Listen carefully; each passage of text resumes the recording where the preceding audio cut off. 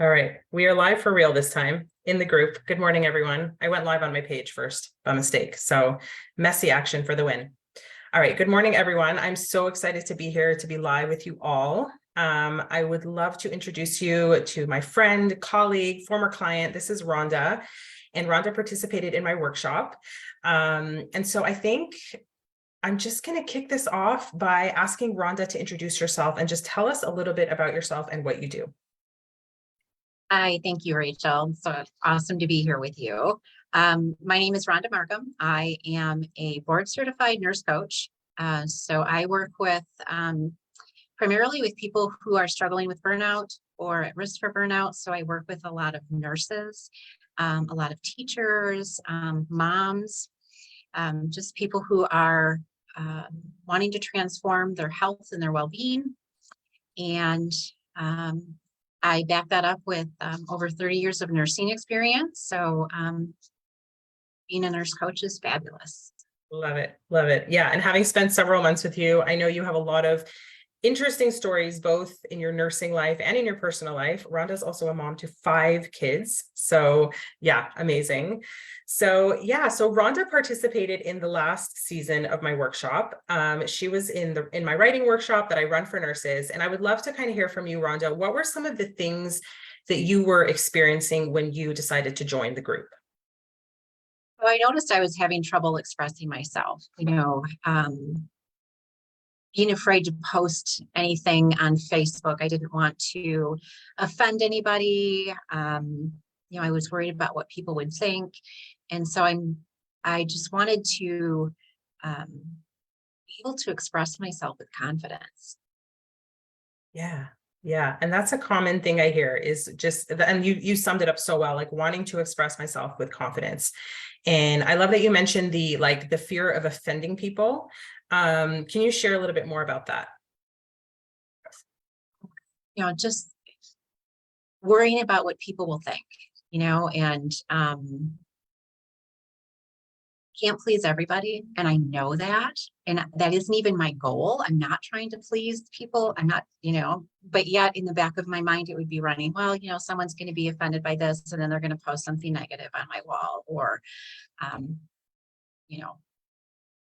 Yeah. And I have been there. Yeah. And this is like still something that I work on all the time. And it's not logical. It's not logical at all, because if I were to think back about the times that people were offended about something I posted on Facebook, it's happened. I can't say it's never happened, but like, it doesn't happen that often. And when it happens, it's not that big of a deal. But for some reason in our minds, it becomes such a big thing. And we could get into it, but a lot of it just kind of stems from childhood and wanting to be liked, and being liked equals being safe. And so much of what we work on in the workshop is creating that sense of safety around ourselves, is learning how to feel safe to express. And so I'd love to kind of hear from you a little bit about your writing practice and how that's kind of developed and what it looks like now. So in the program, we were writing 3 pages a day, which some days was a struggle, and some days I had a lot to say. So I still do it this way. I sit down to write, and a lot of times I have no idea what I want to write about.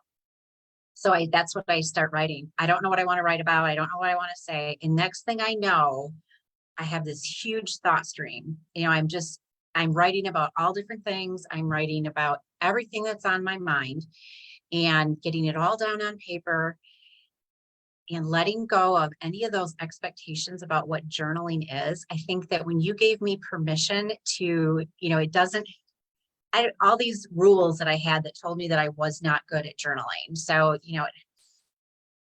doesn't matter what I say, doesn't matter how I say it. I didn't worry about spelling. And half the time I don't even worry of how legible my writing is. I just am writing. And when I get done, it's like this huge thought dump. I just cleared my mind of all of that garbage that was going on in my head, and I gained all this clarity.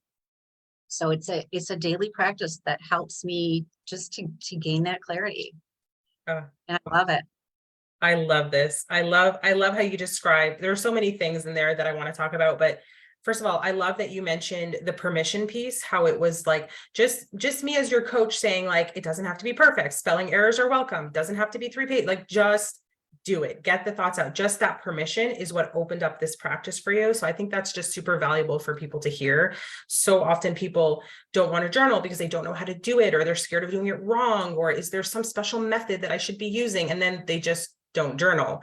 And that's the best place to start. Even people who want to write a book, if writing is their goal, very often they come to me and they say, where do I start? And I always say, start with writing, start with the morning pages.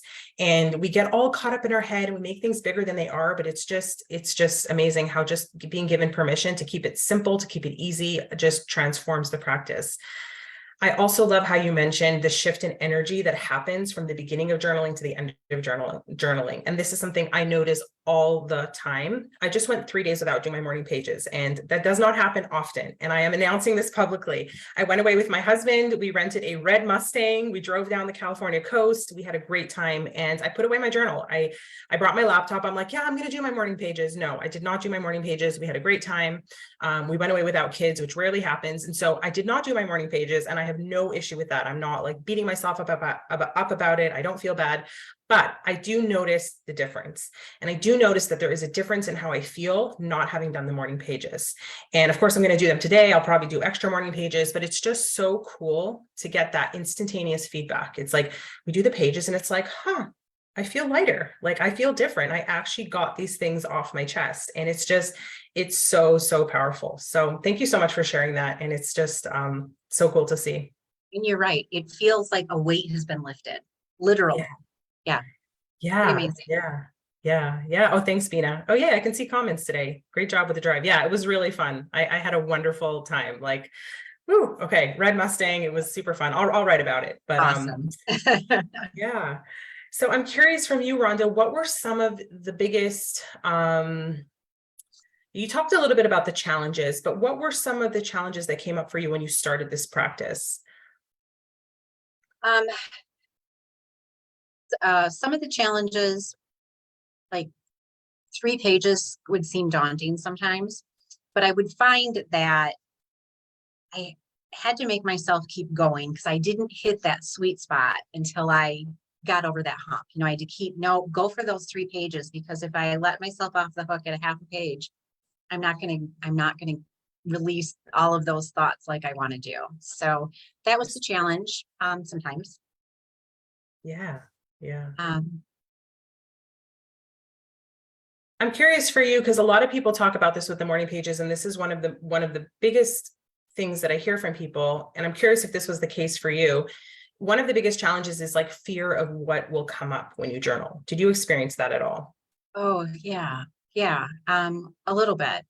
I was able to keep it very private. I know sometimes people worry that their journal will be found, and I was able to keep it very private. So I did have some difficult things come up, I guess. But we did this together. So we were able to share it with one another, and that was really important. So yeah, so some of the difficult stuff that came up, I had an opportunity to share, and you were wonderful and supportive, and everyone in the group really was as well. I love it. I love that you mentioned that, because yes, that's one of the common things that comes up for people, is that they start journaling and either consciously or unconsciously, they stop journaling because of the things that come up. And which is why I really like to emphasize that this is the type of thing that is best done in a supportive group, along with other people that are sort of walking the same journey and also coming up against the same blocks and all of that. So I love that you mentioned the group aspect. That's huge. And that's actually why I started the group, is because I was doing morning pages myself for a few months, and they were super valuable. I was like, oh my gosh, this is changing everything. I was like obsessed, but I was like really feeling lonely. I was like, I need to share this with people. And so I created this group, because I almost selfishly, because I wanted people who were walking the same journey as me, people who were also like coming up against these same challenges and these same blocks. And what's really cool about the group is that not only are you like alongside people who are on the same journey, but you're slowly growing your container of safety. And so the purpose of the pages is to create this container of safety, but nobody sees your pages but you. They're private, they're in a notebook, they're for you to see. And then when we do it in the group, in the workshop, we do writing prompts together, and then we read our writing prompts to people. And I know the first few times that we read our writing prompts out loud, we got used to it after a few weeks, but I know the first few times people were nervous. Like it Oh, is intimidating. Yeah. You just did like like I would give a writing prompt, right? I always give a writing prompt, but people would do like stream of consciousness, and sometimes some childhood story that you haven't thought about for 20 years pops up in this writing prompt. And then I never force anyone to read, but I always say like, would you like to share? And I highly encourage you to share. And most people do share most of the time. And like, there's this little bit of nervousness, you know, because it's like, it's very intimate, it's very personal. And it's amazing that you start to grow that container of safety. And then as the weeks progress, you feel more and more safe just sharing in front of this group of people. And then the next step is sharing publicly. And so we're stretching this muscle, we're growing this muscle, and we're learning how to get from, oh my God, I'm scared to post on Facebook. What are people going to think of me? I just want to hide under a rock. Like, yes, I know I want to write a book, but how could that ever happen? We're going from there to like, well, at least maybe I can share my thoughts with myself. Like maybe that feels safe. You know, let's do it in the morning pages. And then the next step is like, well, maybe I can share it with a small, safe group of people. And then we grow even more. And it's like, wait, actually, my writing's pretty good. That's one of the things that I love that people start to notice in the workshop. They're like, actually, I'm a pretty good writer. Like I have what to say. And then people are like, and then we go to the next step, which is where we're feeling comfortable to share publicly. So it's a really, really cool progression. It's a really safe way to learn how to express yourself, which is what so many people want, is how do I express myself? How do I get my message out there? How do I say what I want to say? I have all these thoughts, but how do I get it out there? And it's not something you can snap your fingers and do overnight. It's something that is slow, and you have to be patient with yourself, and you have to be kind to yourself, and there are setbacks, but it can be done. It 100% can be done. And yeah, it's something that you learn to do in my workshop. So yeah, I'm so glad that you came along for the ride. yeah. And I did experience that.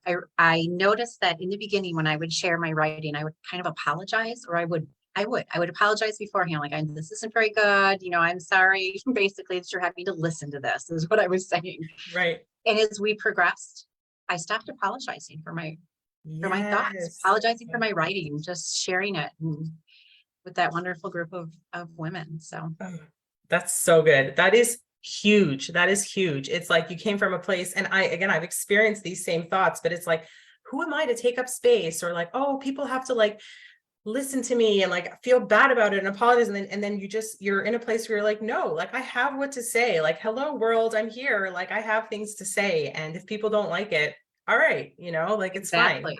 Yeah. Yeah. So powerful. So powerful. I love this. I love this, love this. I really love this because people ask me all the time, like, what do you do in the workshop, or what's the workshop like? And this, I feel like this conversation is really just like fleshing out like the meat, like the bones, like what do we do in the workshop? And it's this slow process. I mean, 4 months is long, but it's not that long. It's not that long to undergo that kind of transformation, to go from a place of fear and apologizing for speaking up to get to a place where you're like, no, I can confidently share, and I have what to say, and I don't need to apologize for it. So it's really, really amazing to watch your growth. So It really was. Yes. so It's cool. amazing. And you created that safe space for us. So thank you. Thank you. Thank you. Again, from a selfish place, but yes, it's a pretty awesome space. I'm very proud of it. Mhm. Yeah, amazing. Okay, Awesome. so yeah, I feel like I asked most of the questions I wanted to ask. I wanted to check in. Are there any last words you wanted to share? And then also, yeah, any last words, and then I'll ask you to tell people about any of your offers or anything. Okay. I just want to, thank you. I found my voice. I can use it confidently. And thank you for that. That's huge. Yeah. And, I'm able, how it serves me, and it helps me serve my clients. So thank you for that.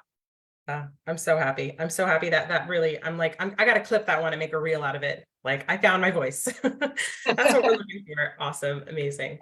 All right, Ron, did you want to share with people any offers that you have coming up?